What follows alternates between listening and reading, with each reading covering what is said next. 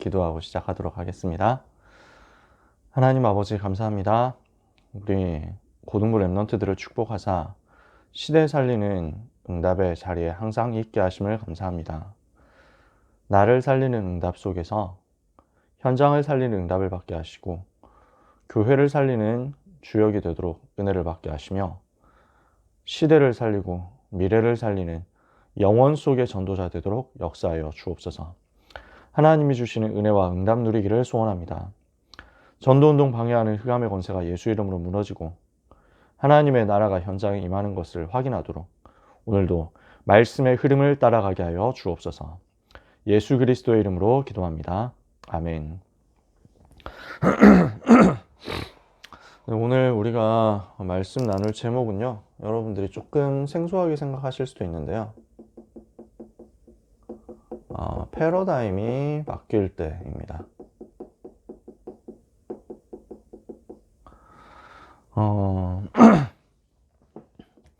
저는 오늘 강단 메시지 들으면서 류 목사님이 그 단어를 언급을 안 하셨는데 저는 많이 떠오르더라고요. 뭐였냐면 4차 산업혁명이었어요. 평상시에 많이 말씀하시는데 오늘은 뭐 특별히 그 단어를 말씀하시진 않으셨거든요. 근데 저한테는 되게 많이 강렬하게 부딪혀 오더라고요. 이 시대를 두고 하나님께서 전도자를 통해서 주시는 메시지구나, 이렇게 붙잡아지더라고요. 시대마다 패러다임이라는 게 있습니다. 그리고 그 패러다임의 변화가 있었습니다. 패러다임이라고 하는 게 이제 그 시대의 흐름 전체를 나타내는 거거든요. 아주 쉽게 표현하면은, 그래서 그 시대의 그 시대를 특징하는 가장 주된 흐름, 이렇게 대충 얘기를 할 수 있겠죠. 한 시대를 봤을 때 그 시대의 사상과 또 권력과 문화의 흐름이 어떻게 형성되어 있는가, 그것이 이제 패러다임이 형성되었다, 이렇게 표현을 합니다. 근데 이 흐름이 어떻게 있었냐는 거죠, 지금까지. 자, 이 부분은 좀 자세하게 특강을 하면 좋겠지만 그렇게까지 자세하게 지금 시간은 얘기를 못 하고요. 우리가 주로 산업혁명이라고 표현을 하는 겁니다. 이거는 유 목사님이 시간 없으시니까 항상 1차 산업, 3차 산업, 4차 산업 이렇게 표현하시는데, 산업 분류에 따르면은 3차 산업까지밖에 없어요. 아직까지는. 산업이라고 따지면 1차 산업이 농수산업 이렇게 해가지고, 그래서 자연에서 뽑아내는 거죠. 2차 산업이 공업이죠. 제조업. 3차 산업이 서비스업이죠. 근데 여기에서 또 어떤 사람들은 4차를 서비스업에서 따로 끌어내자, 지식정보 이쪽을 얘기를 하기도 하는데, 현재 분류로서는 3차 산업 안에 이것도 들어가 있습니다. 유 목사님이 지금 말씀하실 때는 3차 산업을 3단체가 장악했다라고 이야기하실 때는, 그리고 4차 산업도 가지고 가려고 한다라고 하실 때는 요 분류를 말하는 것은 아닙니다. 왜냐하면은 4차 산업을 가지고 가려고 한다라고 하는 요 부분은 이미 가지고 갔거든요. 요 지식 정보라는 요 흐름은요. IT 업체가 제일 대표적으로 지식 정보 기술 이쪽이잖아요. 그러면 이쪽이야말로 제일 대표적으로 3단체가 장악하고 있는 분야거든요. 이미 장악하고 있어요. 이미 이거는 기존의 권력이 되어 있습니다. 지식 정보 산업은요. 그래서 유 목사님 말씀하시는 것은 이 부분에 대한 분류법은 아닙니다. 그래서 지금 계속 얘기하시는 4차 산업에 대한, 또 그 후유증에 대한, 앞으로 4차 산업 시대가 온다라고 할 때 이야기는 정확한 워딩으로 하면 4차 산업혁명을 말하는 겁니다. 1차 산업혁명이 언제였냐면은 18세기, 19세기 이때쯤이죠. 그래서 1차 산업혁명이 시작되는 그때가 아담 스미스가 국부론을 쓰고 난 거의 조금 이후입니다. 국부론이라는 책이 이제 시장경제, 자본주의 시장경제 체제의 그 틀을 잡아주는 책이었는데요. 그 시장경제의 꽃을 이루는 게 1차 산업혁명 이제 본격적으로 터지면서 이제 산업이 고도화되고 발달하고 경제가 이제 시장 여기서 만들어낸 이 산업혁명을 통해서 만들어낸 제품들이 제국주의화된 시대와 맞물려 가지고 세계 시장으로 뻗어나가게 되니까 이렇게 해서 맞아지는 것이었거든요. 자, 뭐 복잡한 경제학 이야기는 다음번에 기회가 있으면 하고요.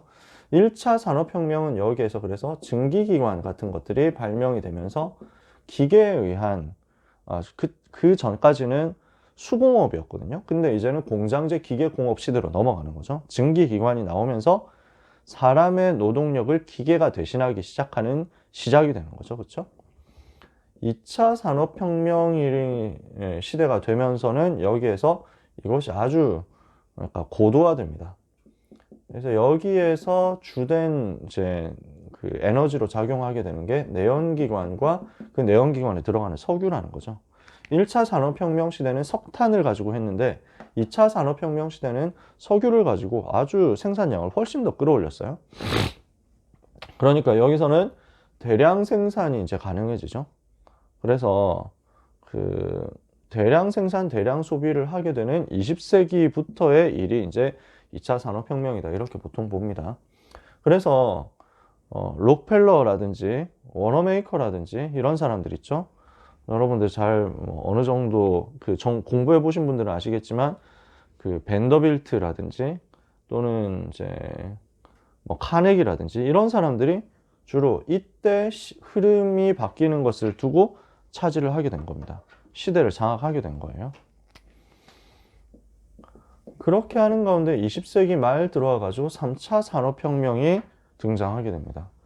이거는 여기까지는 다 아날로그 시대였잖아요. 이것을 디지털 시대로 바꾸는 거죠. 정보기술 시대가 된 겁니다. 그래서 이때까지는 석탄과 석유가 가장 중요한 에너지 자원이었고 지금도 중요하지만요. 정보기술 시대가 되면서 이제는 그 천연 자원보다 실제 정보라는 무형의 자원, 지식이라는 무형의 자원이 훨씬 더 중요해지기 시작하죠. 그러니까 지금 보면 무슨 이제 뭐 자원 있잖아요. 자원이 많이 나는 나라 중에서 지금 시대 헤게모니 흐름을 잡고 있는 나라는 거의 없어요. 자세히 살펴보면. 그러니까 무슨 뭐 석탄이 제일 많이 난다, 세계에서. 이런 나라 지금 중요합니까? 세계 시장을 잡고 있습니까? 그렇지 않아요. 다이아몬드가 세계에서 제일 많이 난다. 그럼 지금 아프리카에 있는 나라들이잖아요. 이 나라들이 지금 전 세계 세계를 장악하고 있냐? 그렇지 않거든요.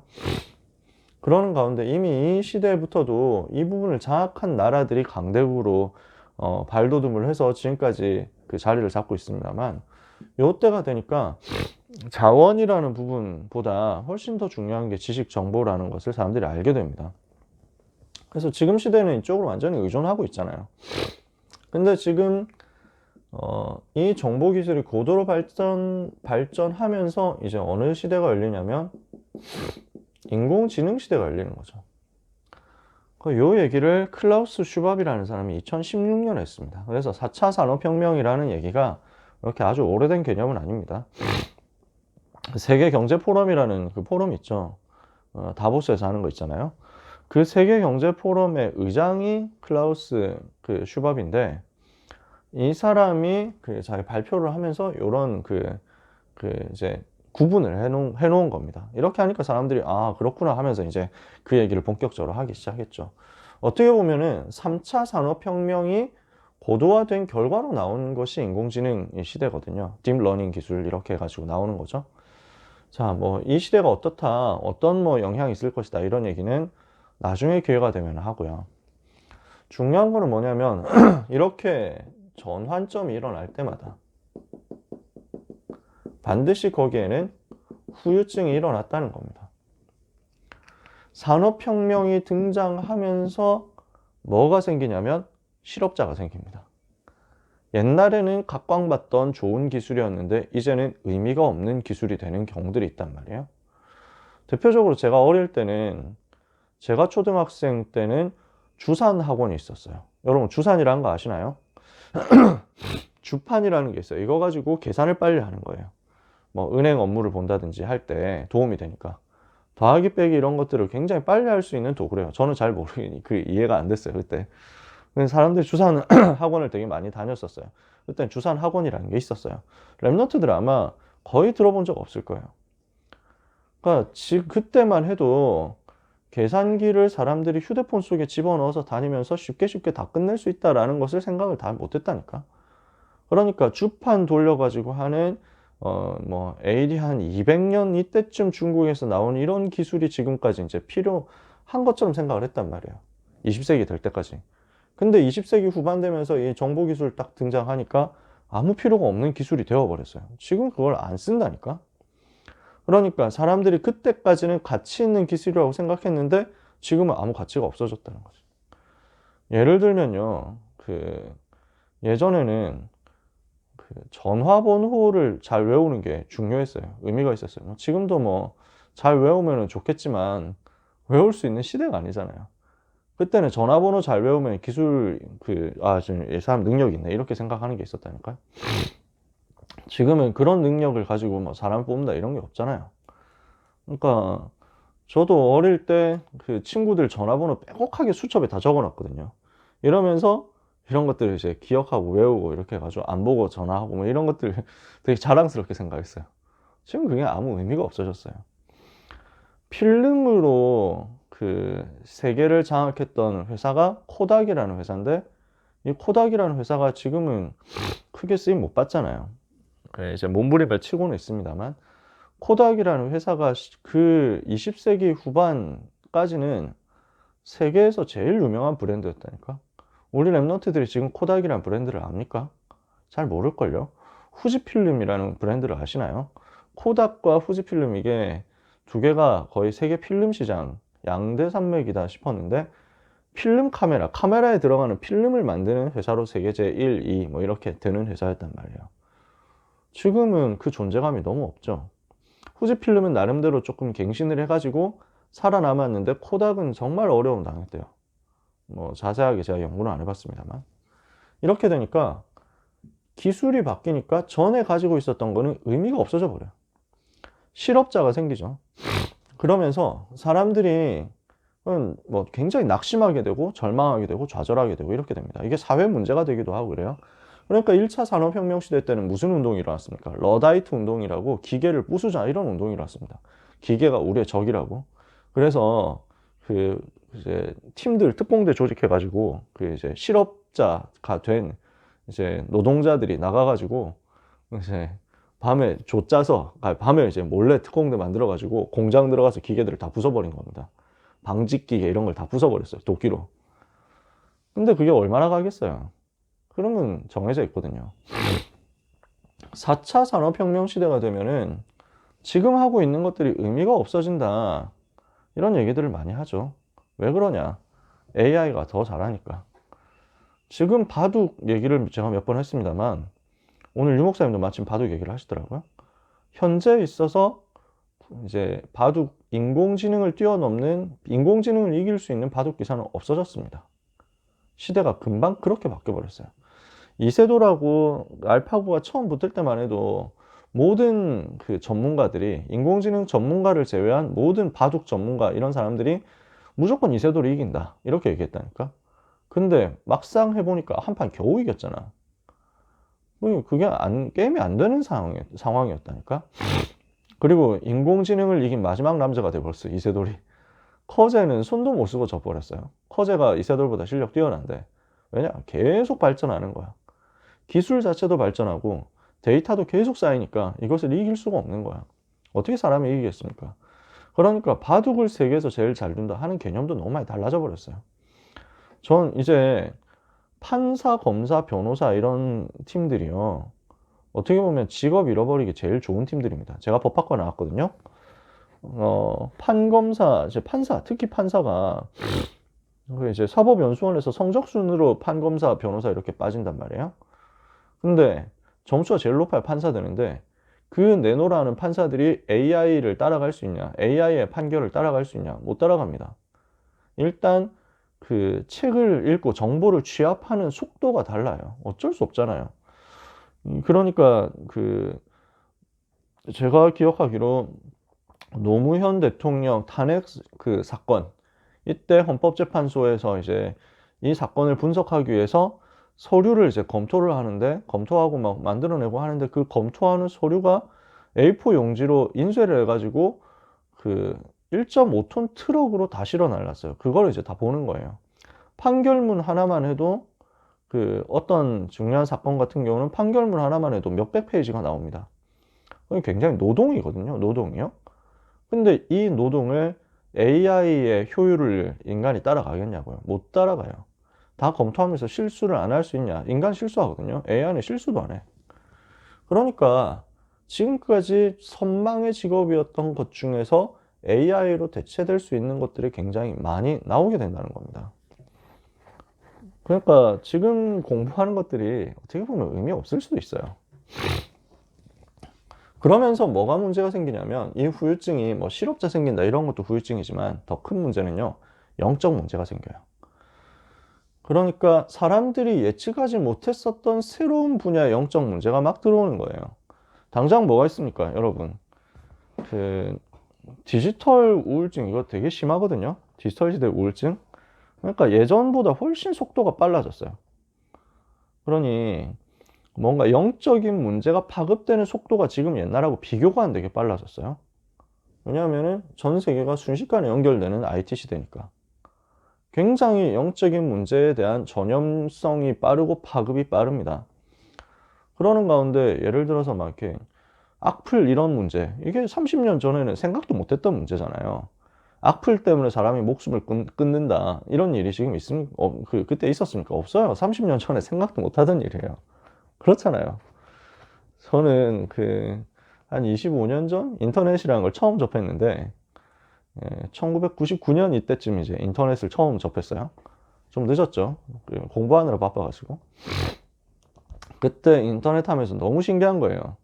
신문 기자들이 신문 자기 기사를 쓰고 기자 이름 뒤에 이메일을 붙였어요. 그러니까 그 전까지는 이 기사를 쓴 기자들하고 소통한다는 건 불가능한 얘기였거든. 근데 이제는 내가 이메일 보내면 이 기자들하고 소통이 되는 거야. 내가 질문할 수 있는 거야. 너무 신기하더라고. 그래서 제가 한참 그때 경제 공부를 할 때였어요. 그래서 막 기자들한테 이메일 보내가지고 질문하고 그랬어. 그때 제가 중앙일보 이런 신문 볼 때였기 때문에 중앙일보 기자한테 메일 보냈다니까. 지금 현재 그때는 또 검색 엔진 이런 것들이 발달하지 않았었어요. 그래서 내가 뭐 알아볼 수 있는 정보 이런 채널이 별로 없었어. 구글이 그때는 있었나 없었나. 근데 하여튼 구글이라는 이제 검색 엔진을 찾는다 이런 개념들이 사람들한테 없었어요. 옛날 얘기는 이제 너무 많이 하면 안 되니까. 그래서 검색을 못 하니까 나 궁금한 건 있는데 물어볼 데는 없고 그랬는데, 이 신문 기자가 이제 세계 은행의 이제 뭐 합병의 흐름을 쭉 이제 기사로 쓴 거야. 그래서 이게 내가 너무 재밌더라고. 그래서 내가 재수생인데 메일을 보낸 거지. 아, 기자님, 기사를 잘 써주셔서 잘 봤다. 지금 현재 세계 은행 금융의 흐름을 어떻게 봐야 되느냐.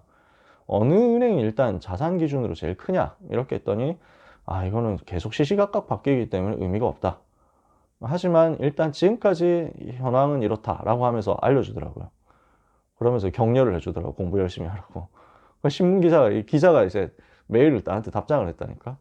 그래서 그때 1위가 도이치방크였어요. 그때는. 내가 생각했던 거 좀 다르더라고. 그러니까 세계 금융을 장악하는 것이 저기 유대인들이 움직이고 있는 투자은행 아니었어? 라고 생각했는데 그게 좀 다르더라고. 자산 기준. 그거 얼마 안 지나가지고 도이치방크를 넘어서는 게 미츠비시 미즈호 은행, 이거 일본 은행이 된 거예요. 뭐 이런 식으로 자꾸 바뀌어. 그러니까 흐름이 바뀌고 뭐 이런 것들. 그래서 아무튼 막 그거 질문하고 하니까 이게 뭐 대답 오고 너무 신기한 거야. 그러니까 댓글을 뭘 쓴다 이런 거는 상상도 못할 때였다니까. 근데 지금은 그것 때문에 사람의 목숨 끊는 일이 벌어집니다. 너무 생각이 많이 바뀌고 즉흥적이 되고 사람들은 즉각적이 되고 굉장히 정서가 얄팍해지면서 포악해집니다. 디모데후서 3장에 얘기했던 그대로예요. 사람들은 자기를 사랑하고 돈을 사랑하고 하나님 사랑하지 않고 포악하고 사납고, 그래서 뭐 이렇게 선한 것을 좋아하지 않고 전부 이렇게 되는 거예요. 사랑하지 않고 다 이렇게 되는 거예요. 거역하고 배반하고.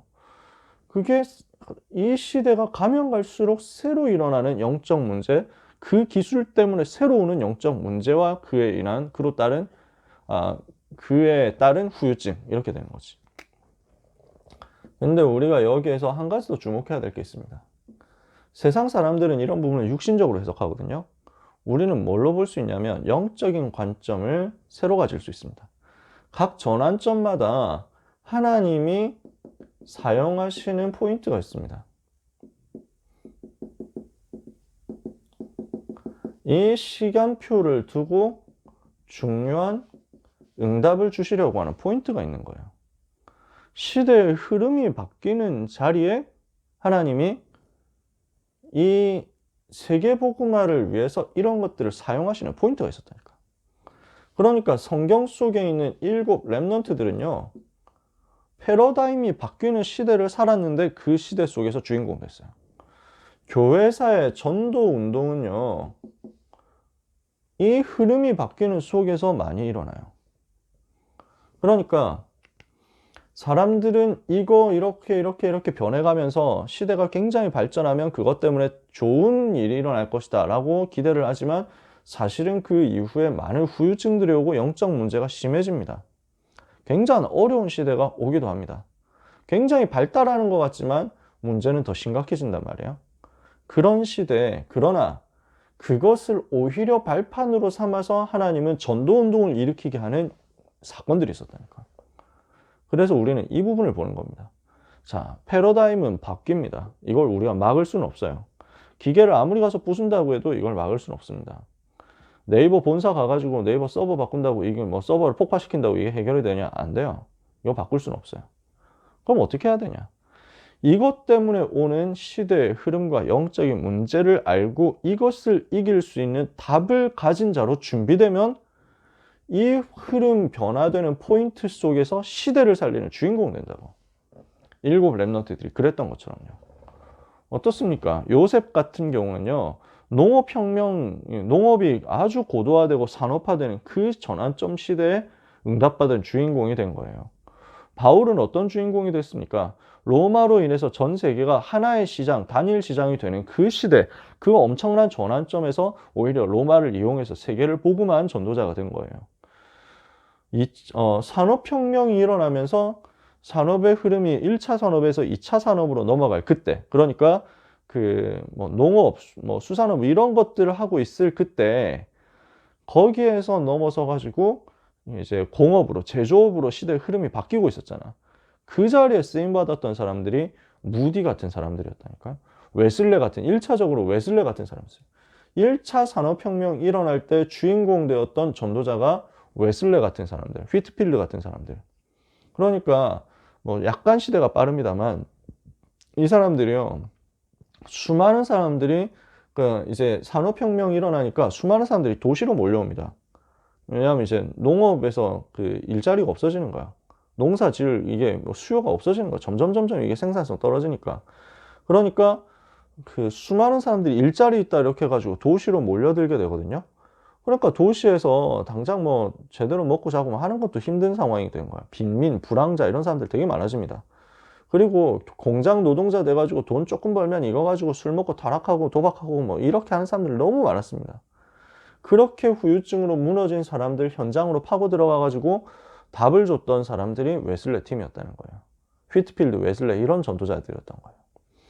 2차 산업혁명 시대가 되면서 굉장히 많은 또 다른 문제가 일어났을 때 오히려 이것을 발판으로 만들어가지고 시대를 흐름을 변화시켰던 사람이 무디 같은 사람들이었습니다.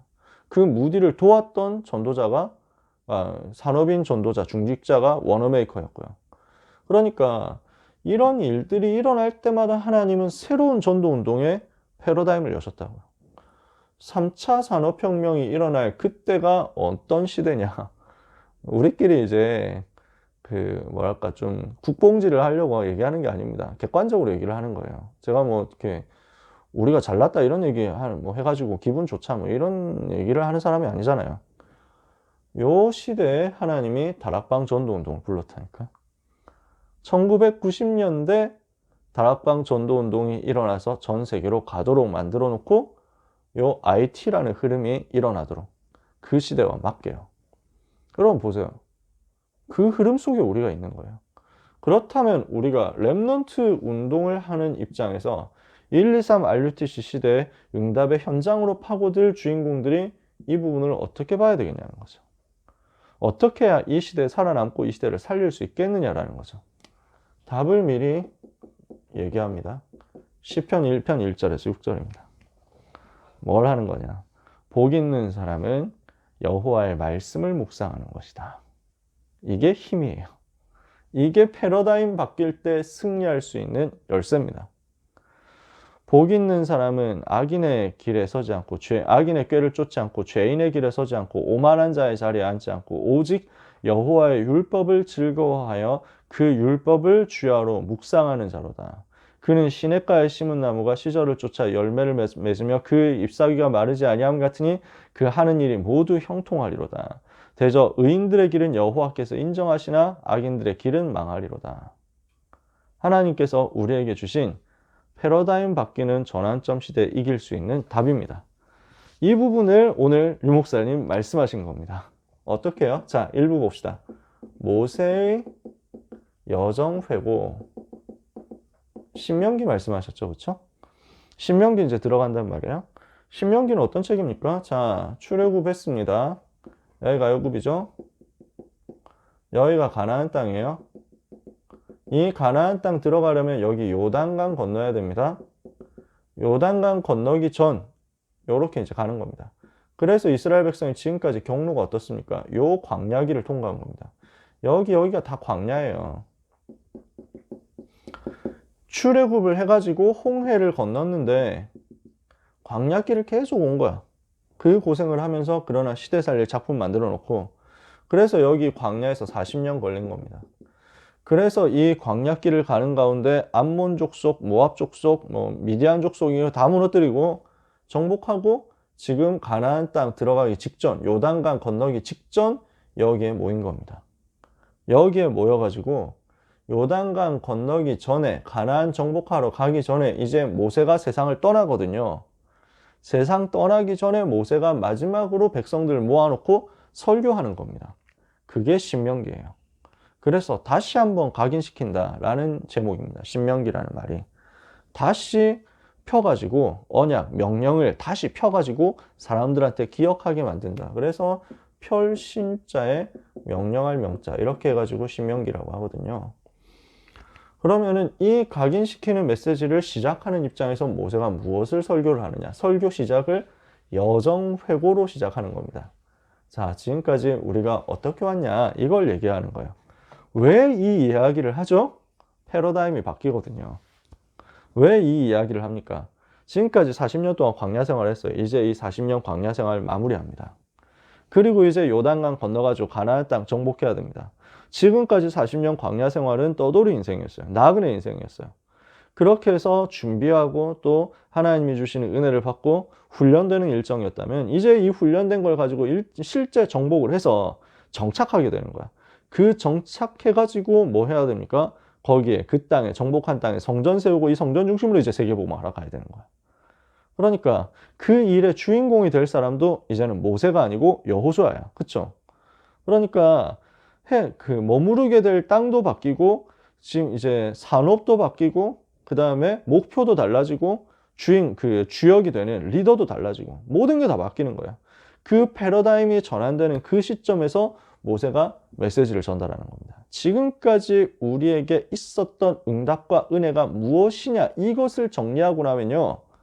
새로운 패러다임 바뀌는 그 전환점 상황 속에서 정복할 수 있는 힘이 생기는 거예요. 여기서 우리가 생각해야 될 게 있습니다. 불신자들은 자존심 때문에 무너집니다. 이것 때문에 상처받죠. 종교는 그래서 거짓말로 속임수를 씁니다. 자존감 이야기를 합니다. 하나님은 우리에게 무엇을 말씀하십니까? 복음은 우리에게 이것을 넘어서는 재창조를 말씀합니다.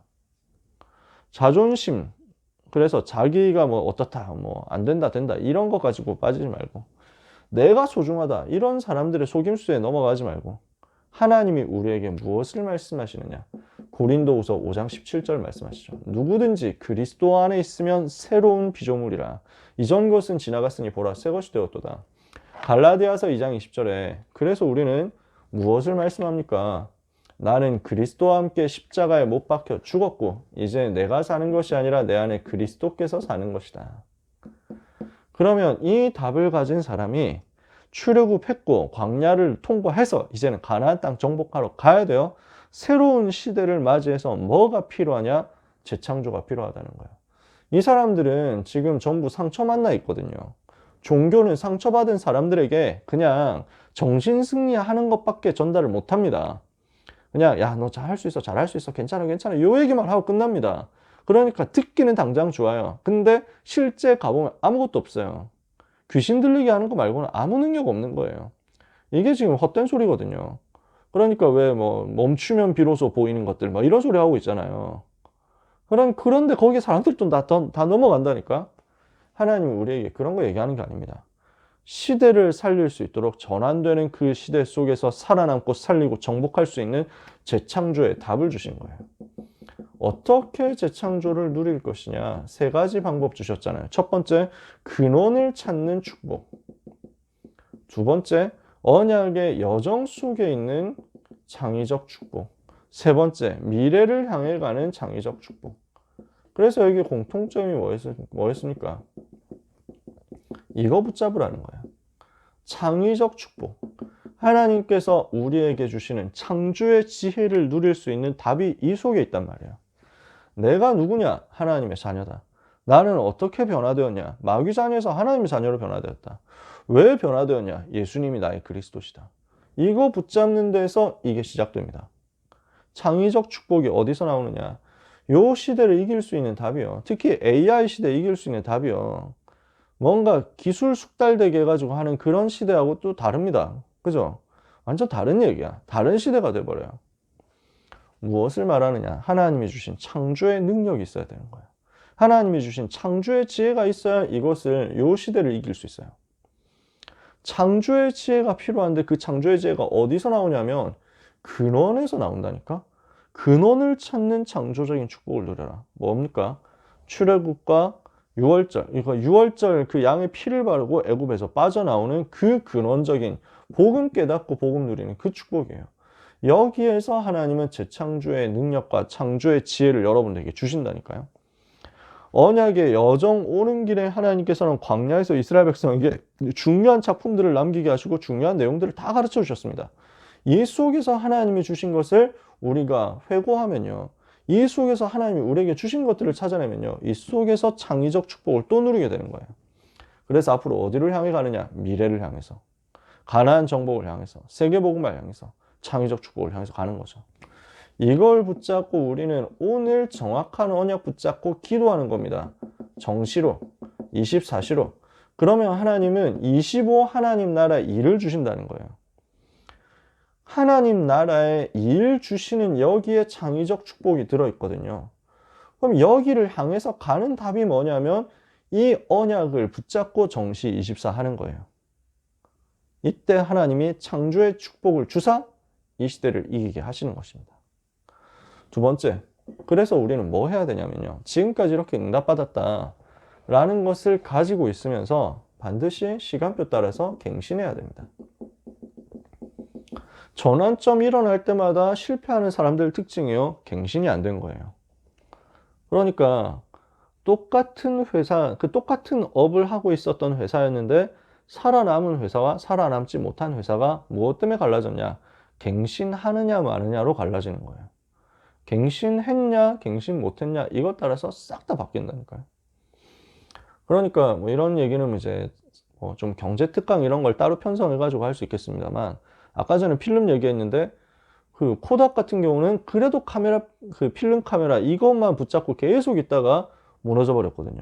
아주 쪼그라들었어요. 지금 이제 재개하려고 열심히 하고 있지.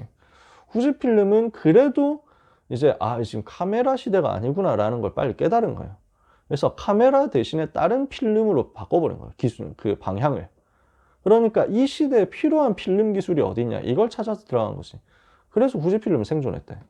갱신을 하느냐 마느냐에 따라서 달라져 버립니다. 이 시대를 살릴 수 있는 포인트는 갱신이에요. 하나님은 지금도 요한계시록 8장 3절에서 5절, 출애굽기 14장 19절, 주의 천사를 보내가지고 하나님의 자녀들을 돕고 계시거든요. 이게 보좌에서 일어나는 역사죠. 언제 이 일이 일어나느냐? 갱신할 때다. 모세가 갱신의 응답을 받은 사람이었어요. 어떤 갱신의 응답받았냐? 언약을 붙잡았죠. 구원의 비밀을 시간표 따라서 누렸죠. 시간표를 맞게 해가지고 구원의 비밀을 누리고 하나님이 주시는 영원한 복음의 비밀을 가지고 찾아내고 전달하고요. 그래서 왕 앞에서 이걸 설명하고 이스라엘 전체 앞에서 이걸 설명하고 10가지 기적을 가지고 그 시대 문화 흐름을 바꿨잖아요. 광야로 나왔어요. 중요한 순간마다 문제가 오고 사건이 오고 어려움이 오는데 그것이 모세에게는 갈등이 아니라 어려움이 아니라 갱신의 기회로 바뀐 거예요. 우리에게 일어나는 모든 일은 하나님께서 우리에게 주시는 변화의 포인트이기 때문에 이걸 알고 갱신하는 사람은 하나님께서 여기에 쓰실 수밖에 없다는 거예요. 자, 그러면 어떻게 갱신할 것이냐는 거죠. 갱신할 방법입니다. 그 갱신할 방법이 요거예요. 또 근원적인 갱신을 하는 겁니다. 두 번째, 언약의 여정을 따라서 갱신하는 겁니다. 세 번째, 미래를 향해서 갱신하는 겁니다. 이게 무슨 말입니까? 여러분, 우리는 근원적 갱신을 한 사람들입니다. 어떻게 근원적 갱신했어요? 마귀 자녀였던 나를 리모델링 했잖아. 아니, 완전 재창조했지. 재건축했다니까? 그냥 리모델링이 아니야. 틀만 바꾼, 겉모양만 바꾼 게 아니야. 다 무너뜨리고 새로 만들었어. 마귀 자녀였던 내가 죽고 하나님 자녀로 새로 태어났잖아요. 이게 우리에게 주어진 근원적 갱신이에요. 복음 받고 하나님 자녀 된 거죠. 이 부분이 여러분에게 되어져 있지 않다면 빨리 오늘 결단하고 예수님 영접해야 됩니다. 그렇죠? 이 근원적 갱신을 한 우리에게 하나님이 이거 할 수 있는 힘을 주시는 거예요. 이제는 언약의 여정을 따라서 갱신하는데 모세는 시간표에 맞게 자기에게 주어지는 사건과 문제를 속에서 이스라엘 백성의 상태를 갱신하고요. 시스템을 갱신하고요. 이렇게 응답을 다 받아 나가는 거예요. 그러니까 혼자서 재판 다 하기 힘들다. 이러니까 그 1000부장, 100부장, 50부장, 10부장 이렇게 세워 나가잖아요. 그죠? 이렇게 해가지고 시스템을 세운다니까. 또 어떤 일들이 일어납니까? 광야에서 사람들이 이제 그 원망하고 불평하다 막 죽임을 당하잖아요. 그러니까 그때 돼가지고 새로운 갱신을 하는 거죠. 하나님께서 하게 하셨죠. 그래서 아론의 쌍난 지팡이 이럴 때 일어나잖아요. 성막 만들고요. 이럴 때 일어나는 거예요. 그래서 하나님이 주시는 은혜를 따라서 갱신을 하게 되죠. 그래서 만들어지게 된 게 광야에서 만들어진 중요한 작품들이잖아요. 이제는 미래를 향해서 갱신을 하는 겁니다. 가나안 땅 들어갈 준비를 하게 되는 거죠. 우리는 어떻게 해야 되느냐? 그래서 이 부분을 두고 24 행복을 찾아내야 된다.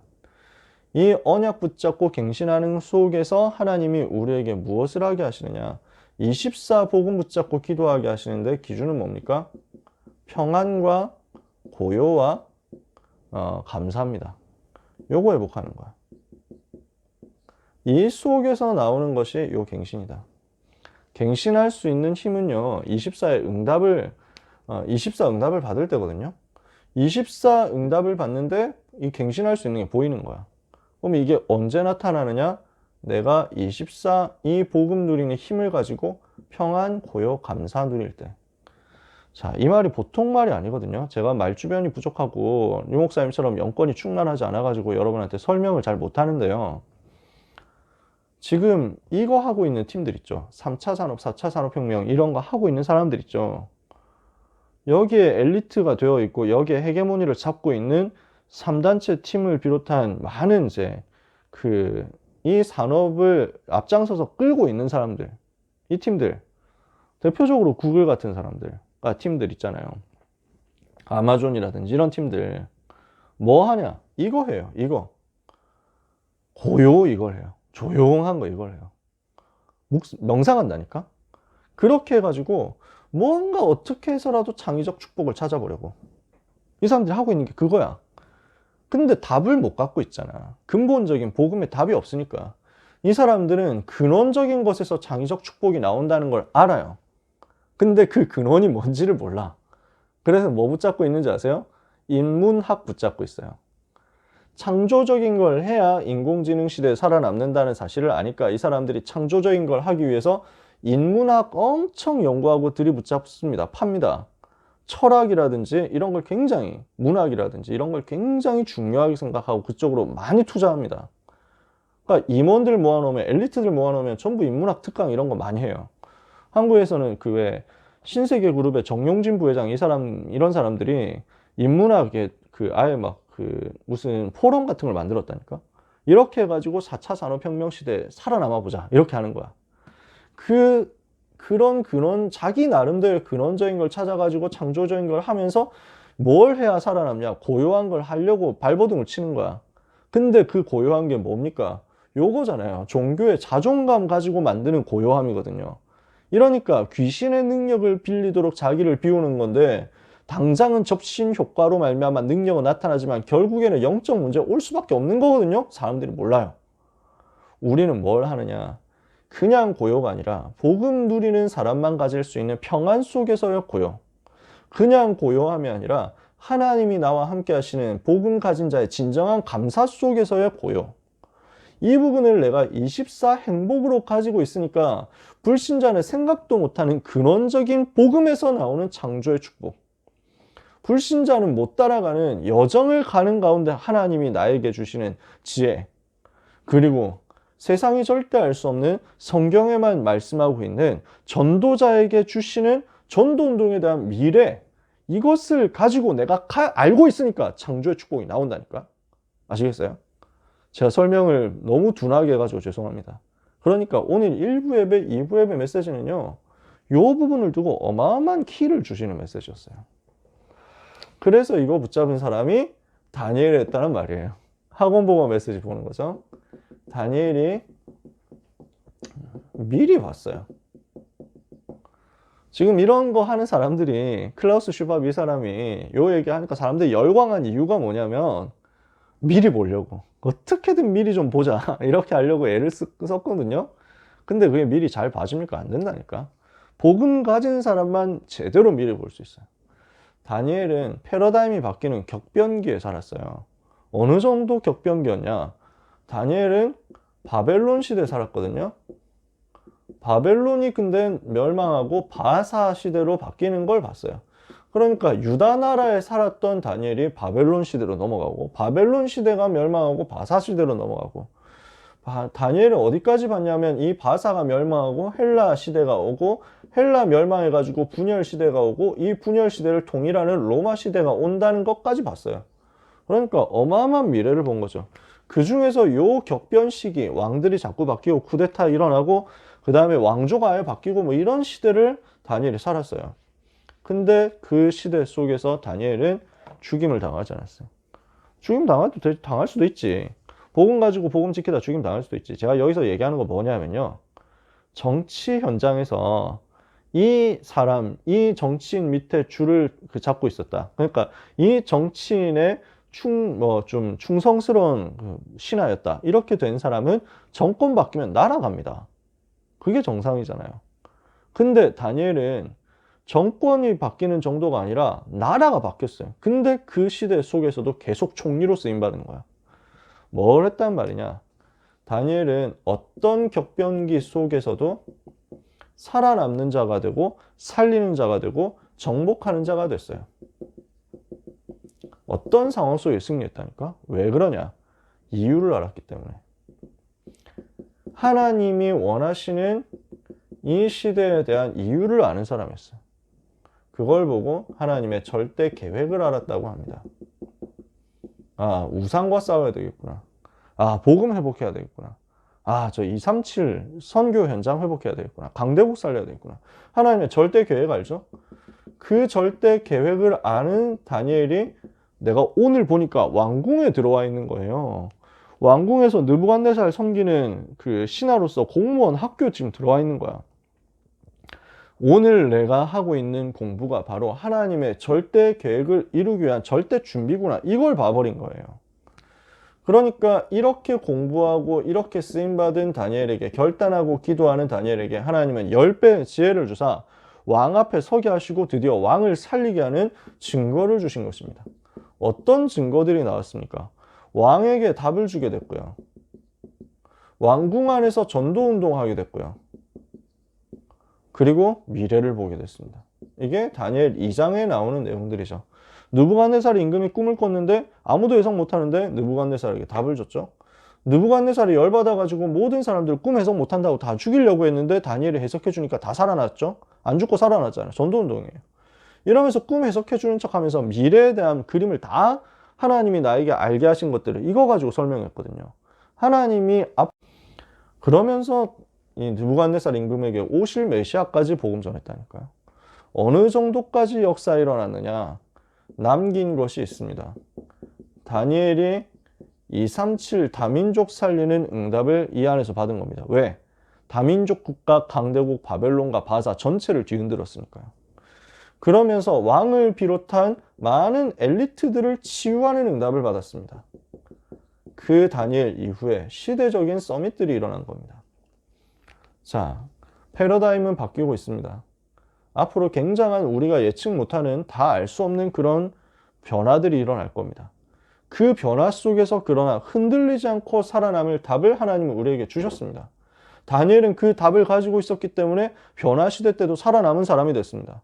그리고 하나님이 가장 원하시는 포인트를 성취한 237 치유 서밋의 주인공 된 겁니다. 하나님은 여러분을 그렇게 쓰시겠다고 합니다. 그렇다면 우리는 이 패러다임 변화 시대에 렘넌트가 무엇을 해야 되느냐? 변화 시대 속에서 살아남을 수 있는 우리의 방법이 뭡니까?